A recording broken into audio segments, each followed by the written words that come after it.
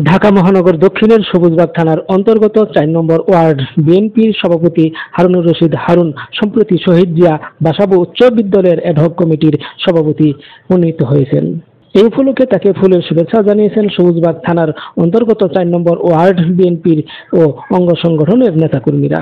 হারুনুর রশিদের এই নতুন দায়িত্ব তাকে স্থানীয় শিক্ষা প্রতিষ্ঠানের নেতৃত্ব প্রদান ও ছাত্র শিক্ষক সম্পর্ক উন্নয়নে আরও সক্রিয় ভূমিকা পালনে সক্ষম করবে এবং তার নেতৃত্বে বিদ্যালয়ের উন্নয়ন ও ছাত্র কল্যাণের নতুন দিগন্ত উন্মোচিত হবে বলে আশা ব্যক্ত করেন উপস্থিত নেতাকর্মীরা। পরিবর্তিত অবস্থায় আমরা হাতে পেয়েছি, ইনশাল্লাহ আমাকে যে দায়িত্ব অর্পণ করা হয়েছে আমি আমার আপ্রাণ শক্তি দিয়ে এবং চেষ্টা করে আপনাদেরকে সবাইকে সাথে নিয়ে আমার এই এলাকার বিএনপি নেতৃবৃন্দ, সাধারণ জনগণ সবাইকে নিয়ে আমি এই স্কুলটাকে দেখি আগামীতে একটা সুন্দর একটা পরিবেশ, শিক্ষা যেন একটা মানদণ্ডে উপনীত হতে পারে সেই চেষ্টা আমি করে যাব। Mazharul Islam, citizen news, Dhaka.